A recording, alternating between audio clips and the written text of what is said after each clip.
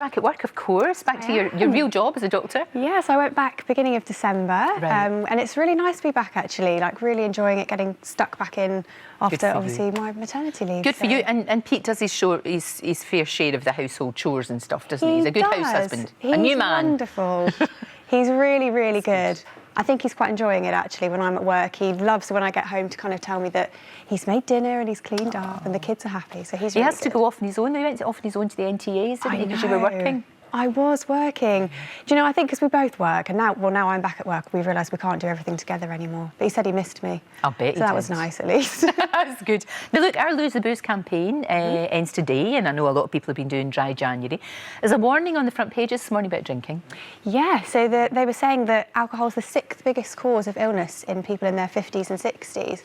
I mean, I just think it's like anything, just in moderation is the key. And things like the Dry January campaigns are really good at kind of raising awareness for that it is good to drink in moderation. Just little bits. You don't really drink very much, do you? We actually don't drink at all. Not at all? No, I mean, I stopped when I got pregnant with Millie, obviously, and just realised that I didn't miss it and, you know, didn't want to restart. And I found that I slept a lot better, I felt less sluggish. I was reading actually 50% of people who did Dry January actually lost weight. So, yes, you know, that didn't work for me, but yeah, that was only because I was overdosing on chocolate. Just making up, Emily, making up for it. But no, the health benefits are clear. Of course they are. And of course, you know, nobody's saying, you know, we don't want to be killjoys. Nobody's saying don't have a drink, but just don't go crazy with it. So there are guidelines obviously on the number of units you should have a week, and it's now the same for men and women, 14 units. But I think the units thing is quite confusing.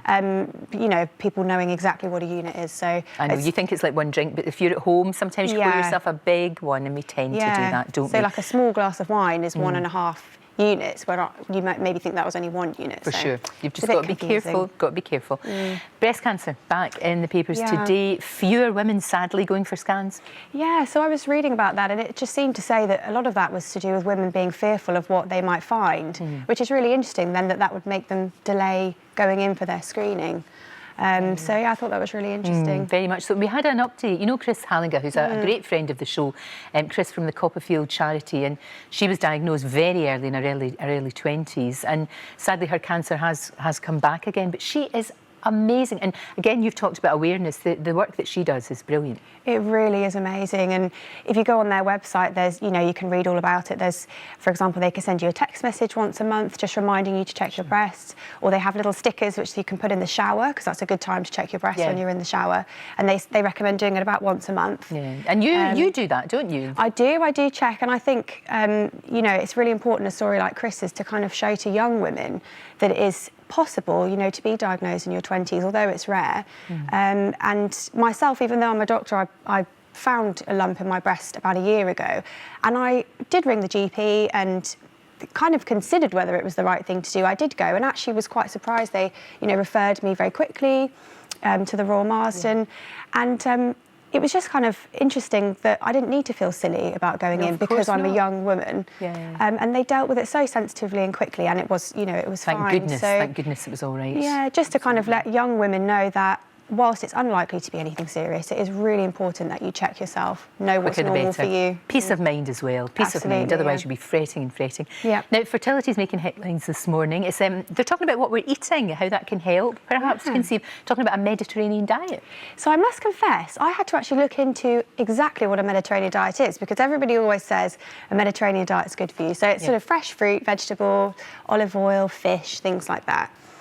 So what this study showed was that 70% of women, some women who had the Mediterranean diet had a 70% greater chance of getting pregnant whilst on IVF. So it's quite a big increase. Obviously, you can't generalise that to all women. The study was just in women having IVF, but I just think any healthy lifestyle choice is a good one. Of course it is, of course it is. Now, I know you've just got back to work after maternity leave, but do you think in the future you might have more kids? You know what? Pete would have a football team, wouldn't he? He would. But he changed his mind, Lorraine. He'll say, I remember he came on and spoke to you and said, no more children. And then I think now that Theo's sleeping a little bit more, and he's saying, oh, maybe we will. And I'm still very much focusing on my career and kind of getting back to that. Yeah, of course, because you did, obviously, of course, you had to put that on hold when you had the babies. But it's fantastic that you're now back at work. Yeah, I really enjoy it, actually. I really do. Thank you so much. That was brilliant. You've got to come back and see us really soon. Thank you so Good much luck. for having me. Good luck. I think you'd be a fantastic... I would love you to be my doctor. I could tell you anything. Thank you. Thank you very much, love.